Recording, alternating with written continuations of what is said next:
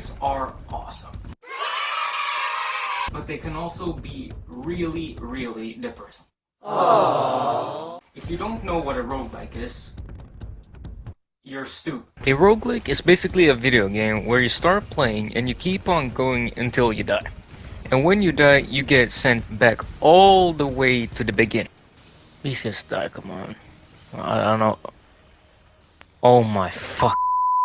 So yeah, roguelikes are amazing. I had never played a roguelike before making this video, but that has changed. And I'm so glad it has, because I have become a lover of roguelikes. Of course, I haven't played every roguelike in the world known to existence, but those I have played are just, a chef's kiss. I have become a lover for roguelikes, and I'll get to the reasons why when I get to talking to the games that I played. But for now, I'll wait.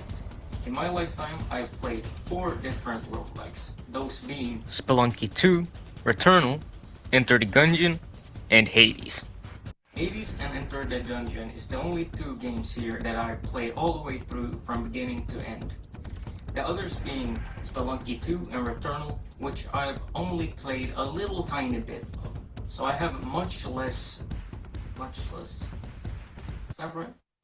So I have much less to talk about those 2 games, which is why I want to start with those 2. But before that, I just want to explain what this video really is about. I'm basically just gonna talk about my experience with roguelikes and gush about how much I love them. But I do have problems. And before I talk about anything else, I'm not reviewing these games, I'm just giving my opinions on them. I'm not a professional reviewer in any way. So let's stop explaining and let's get on gaming. Oh my god, that was horrible. So let's start talking about the first game. Spelunky 2 was a critically acclaimed game upon release at the tail end of 2020. The first Spelunky was released all the way back in 2008, so this had to be quite a surprising sequel for fans. I don't have much to say about this game.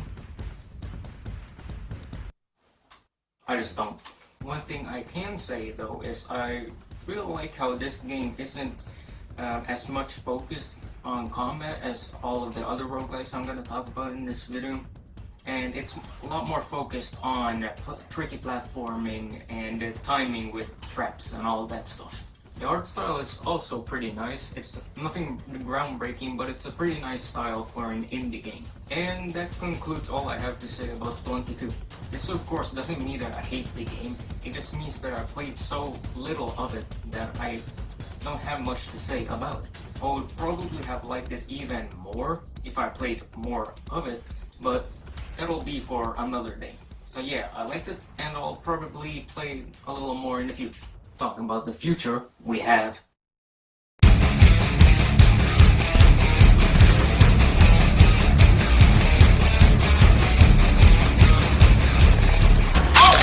this game goes hard as. Still, I have only played a couple of minutes of it, but I need to play more of it. For context, I played Returnal on my brother's PC on a random weekday with an Xbox controller. So I didn't get any of the cool feedback that you get while playing with a PS5 controller while playing on a PS5. But this game does not need to be played on a PS5 to be enjoyed.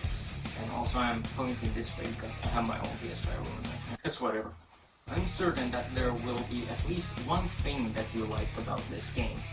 If it's the music, combat, environments, story. I don't know the story. Wait, let me actually look it up and read for you.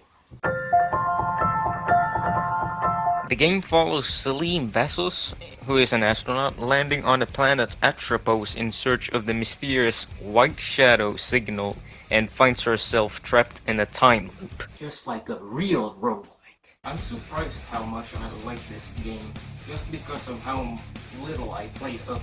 If you're a fan of like boomer shooters like Doom, you'll feel right at home here, even though it's third person. Just like Doom, Returnal has a bunch of guns for you to use and switch around. And there's also this tower that you can waltz into, and you see how many levels you can get through before dying. You'll get through like 10 levels and then you encounter a boss and you usually die at that moment. Returnal is a must-play for me. You won't regret it, I promise. You won't. So yeah, great game, but I don't think my bird wants me touching his PC anymore with my little Cheeto fingers. Hooray! Hey there, Beef. Are you having fun with your video Of game? course I am, voice off screen. Are you here to give me another game? Ho ho ho! Yes I am. Are you Of ready? course, give me, give me. Well, okay. Here you go. I don't want to play it. Yes, you do.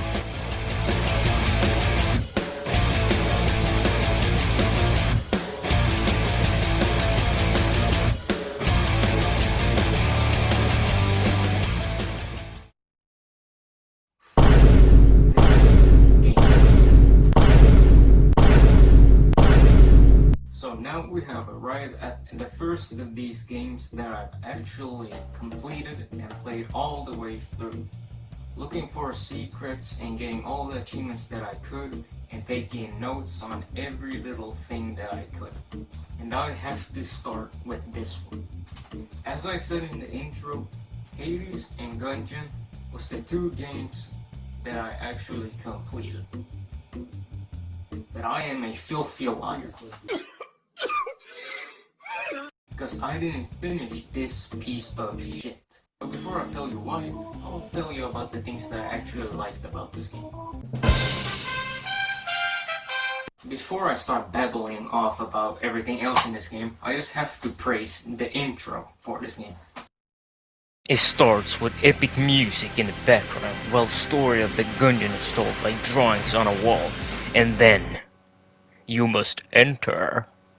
Boom! Enter the Gungeon.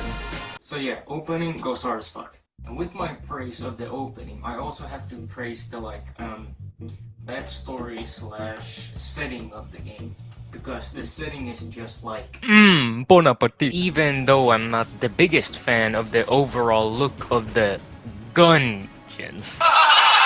But I do really like the story of the game about a giant bull soaring down from the sky and crashing into a castle, and the bull holds some sort of power and there's a gun that can kill the past. Whatever the fuck that means. And there's a bunch of people trying to get this gun who call themselves Gungeoneers. Talking about the Gungeoneers, they're responsible for probably most of the millions of guns that you can find all around in the Gungeons. You can shoot mail, you can shoot water, you can shoot worms, you can shoot radiation so that you give your enemies cancer.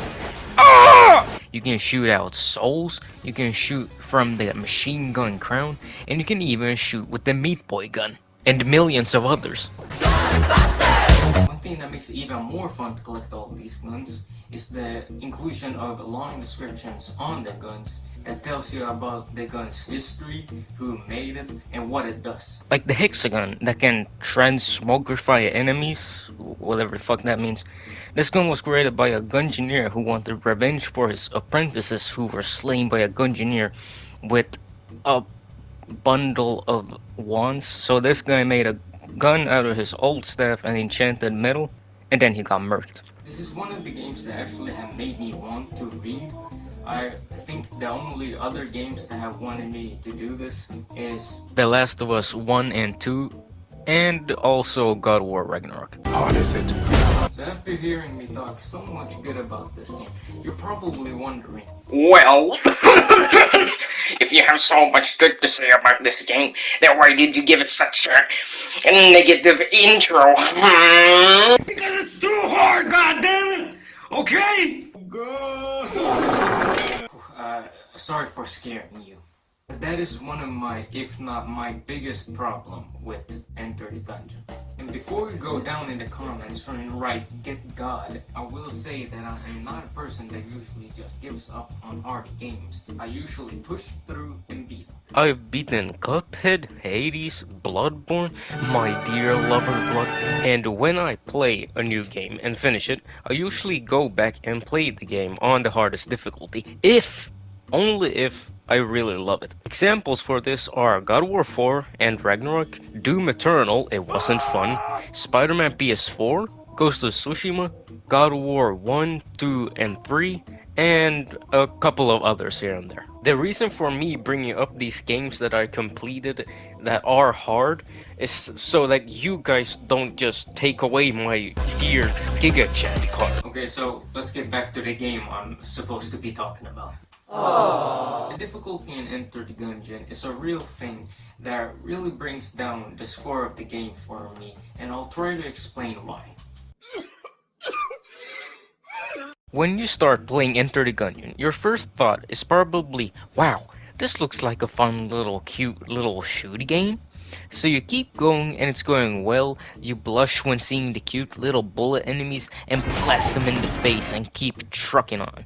And just before you enter the boss arena, you look up towards your health bar and realize that you only have half a heart left. But you just shrug it off and enter the boss arena thinking nothing of it. But then you see your enemy, your nemesis, the first boss, Shredded Bird.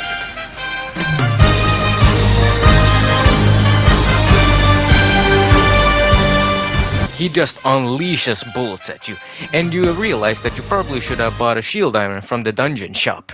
And then you die. After crying for 15 minutes, you get up and try again.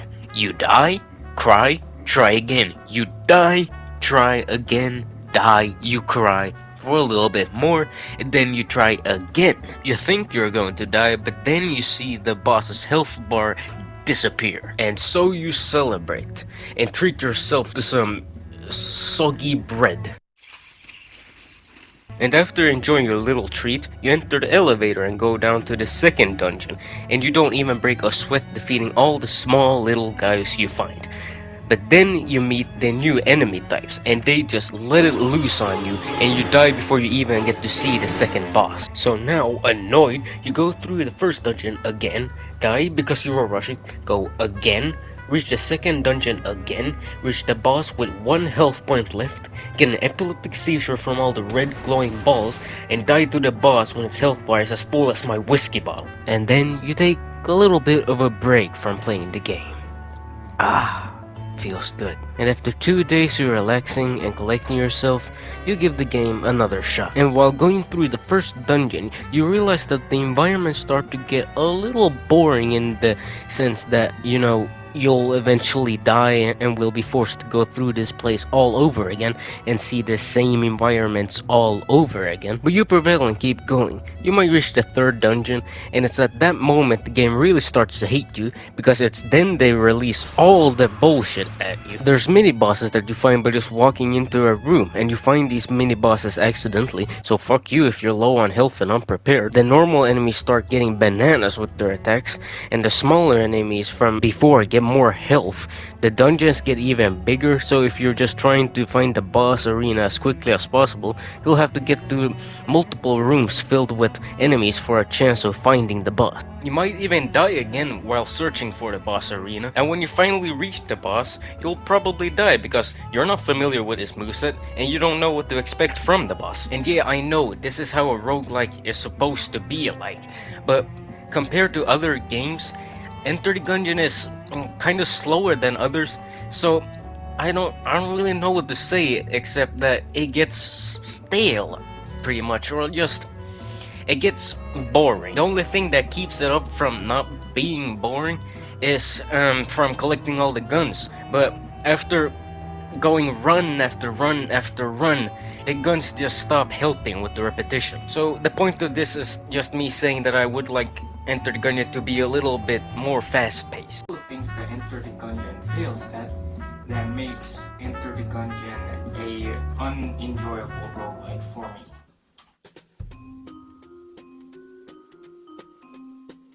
What I mean with this is that the game gets pretty boring visually after a couple of runs. As an example of a game that does this right, I'm going to be using Cuphead. Yep, I've been that game. Cuphead is a visually stunning game.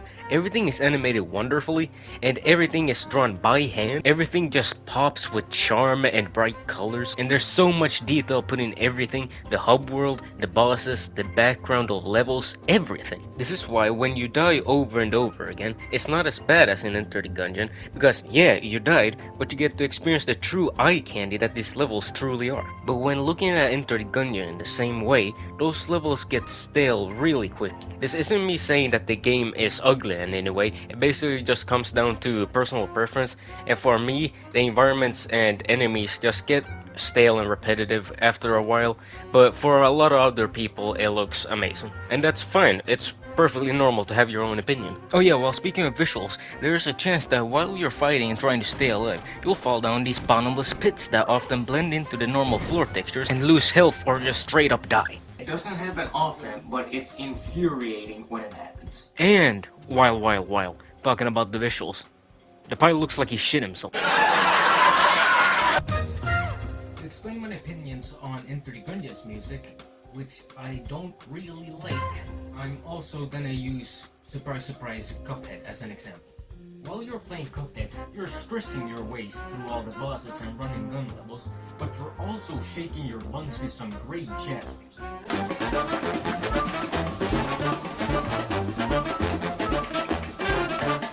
And just like I said with the visuals, when you die, don't care, fantastic music in the background. But then you go to Enter the Gungeon and the music is just... Actually, it's pretty alright.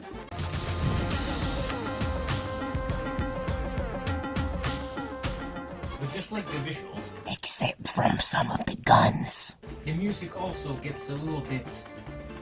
Well, I wouldn't say annoying, but it's a lot of like,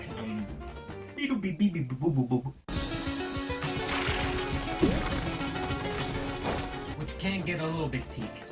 Most of the time you won't even pay attention to the music because you're just trying to get through the game itself, and it kind of feels like a chore after a while. I think Enter the Gungeon would have benefited from more grander music, like in Elden Ring and God of War, you know, something like...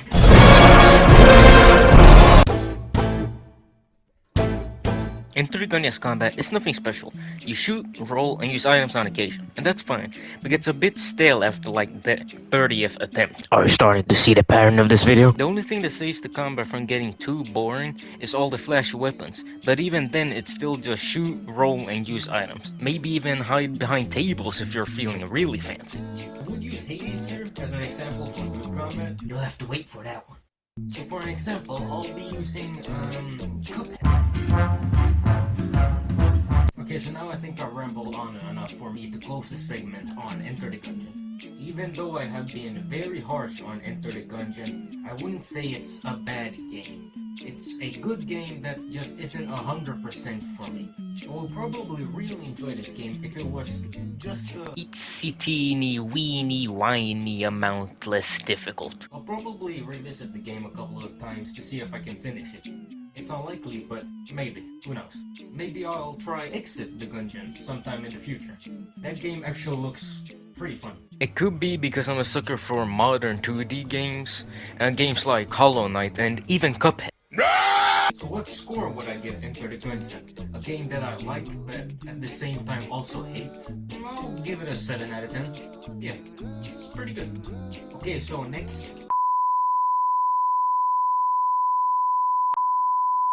game.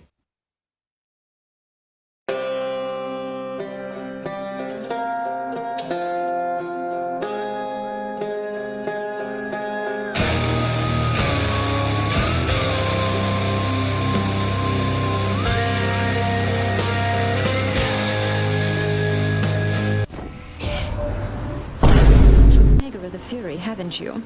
Oh, I know a thing or two about that one. Though lately we Olympians no longer mingle with those living in the underworld. You're the only exception. You look like a good show.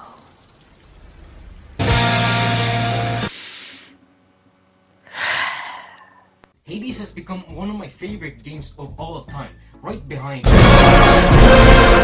It's amazing, and let me tell you why. It's good. No, actually, Hades is a goddamn masterpiece, and it truly shows. Hades is pretty similar to Enter the Gungeon with how the levels/dungeons are designed. You enter a room, kill all the demons, and get a reward, which Enter the Gungeon doesn't do, you son of a bitch. And then you enter the next room by choosing between 2 to 4 doors until you get a boss, and when you beat the boss, you go up to the next level, and you do this 3 times until you get to the final boss. Hades might be similarly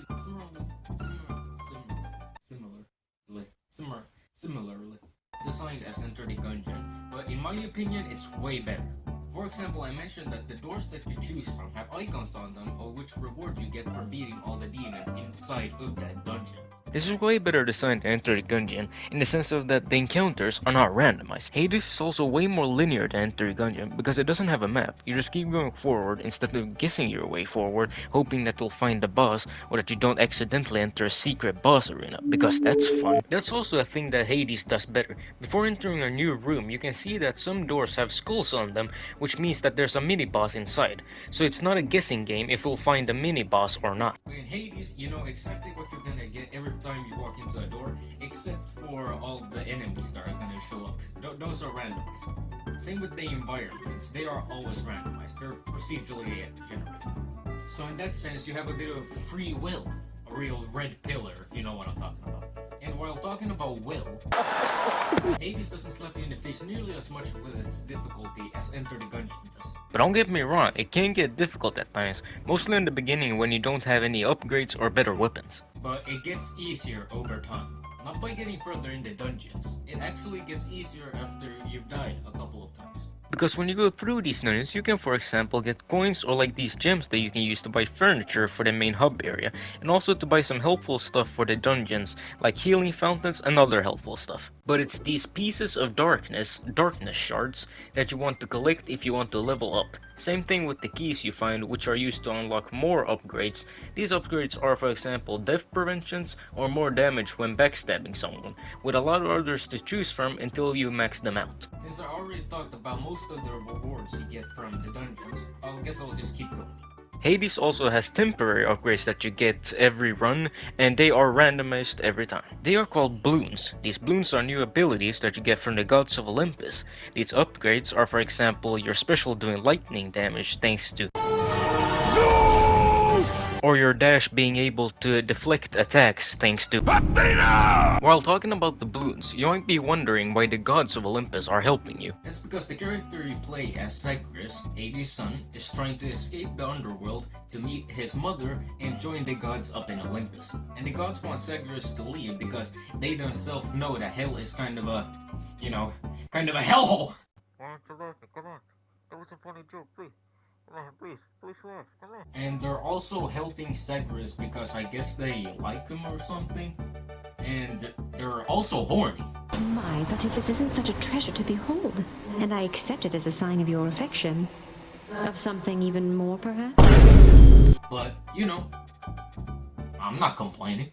Following that heart of yours, dearest. About those bloons. There's also more powerful abilities that you can get, and when I say that, I'm not only talking about the rarity. The abilities I'm talking about are the God Gouge abilities, which are powerful abilities gifted from the gods that charge up when you're taking damage, or just over time depending on if you have that upgrade or not. You'll see these 4 bars in the bottom left corner, and when they all fill up, you press a button and you will do a big damage move with different effects depending on which god's ability you have. You can use the God Gouge without all the bars needing to be full, but that means you'll just do a lower damaging version of the attack, which is helpful, but for bosses I think it's better just to fill the entire bar up so that you can do a big old boy attack and knock off a lot of health. One thing that doesn't affect your God Gouge ability is the weapon you're using.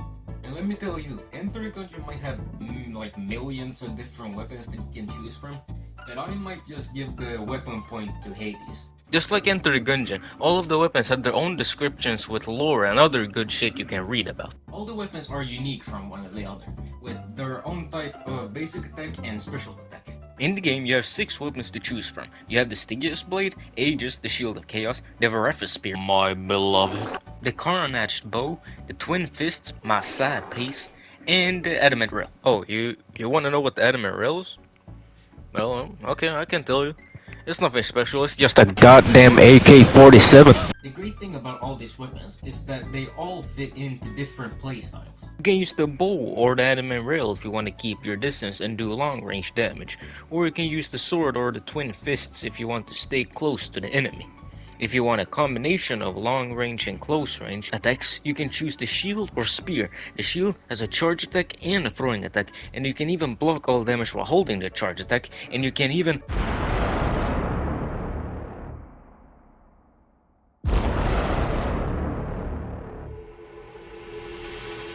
The spear is pretty similar to a shield. You can poke with it and you can throw it and recall it with the same button. Holding the attack button makes you charge up a spin attack that you can do damage in a wide area around you. I think my favorite weapon is the spear just because of all the things that you can do with it, and you know, I like spears. And one thing I forgot to tell you about until now, I'm editing this video right now and I just remembered it, is how good the music is in this game. Here's some examples.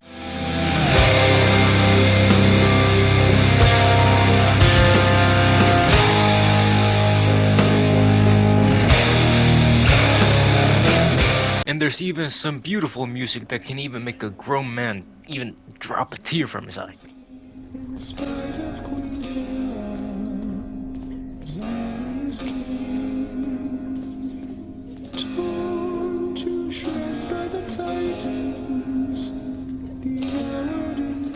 Okay, so now I'm gonna slow down a little bit and talk about some things that I didn't mention while talking about Enter the Gungeon.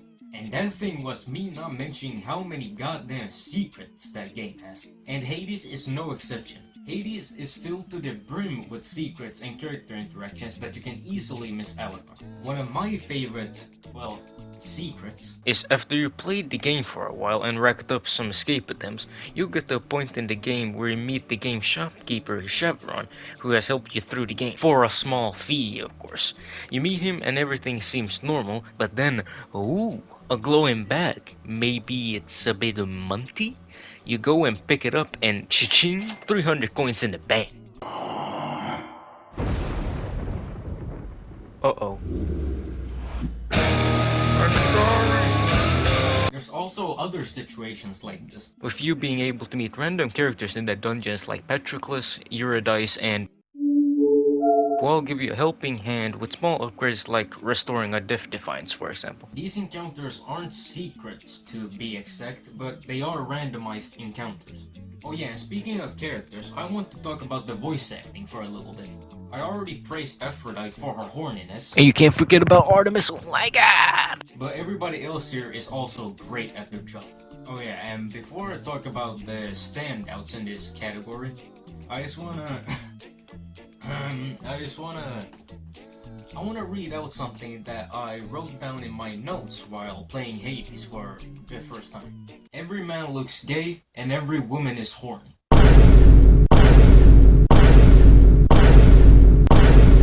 Yeah, that sounds about right. Okay, back to the voice acting. So my standouts are Zagreus, the edgelord himself. It was too much even for you. So, when Father arrived, you welcomed him? He helped? Skelly and his pain kink. Hey, I know people, pal. We'll just have to leave it at that.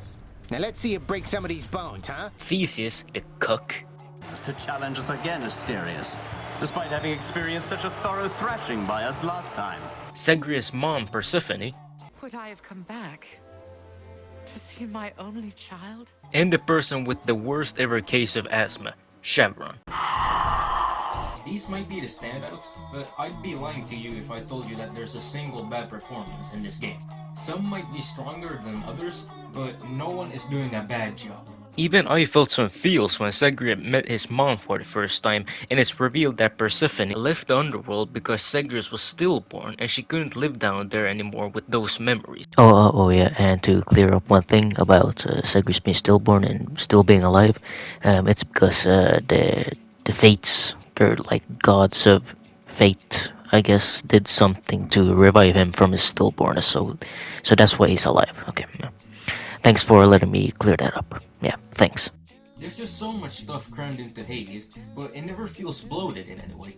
I know that I basically spoiled the whole game for you, but I still highly recommend you go and play it for yourself. One thing that makes this game better than most is the incredible replay value that it has. pretty similar to Elden Ring actually. For example, once you finish the game once with a specific weapon, you'll probably want to go through the game with all the weapons at least once. The game even pushes you to do this because you get rewards that upgrade your weapons and other helping items, and after you beat the game with every weapon, you have this.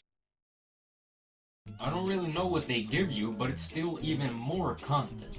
Content, content, content. There's just so much content in this game that I forgot to tell you about or just didn't want to spoil for you. The developers for Hades, Supergiant Games, truly made something special, and I can't wait for the sequel. It has become one of my most anticipated games, followed up closely by Hollow Knight's Silksong. All the games I talked about in this video has truly made me a lover of the genre, and I really hope game studios give this style of game a shot in the future. But besides that, thank you so much for watching this video about my first experiences with roguelikes. I really enjoyed making a little longer video for you guys, even though I'm not a professional gamer or reviewer. That's why I said that I'm not here to review games in the beginning of the video. I'm just here to geek out about games and stuff that I love and enjoy. But yeah, for my 4th video on my channel, I'm pretty satisfied with how this one turned out. So once again, thank you for watching. Wait, Hellboy has a roguelike? Killer Bee!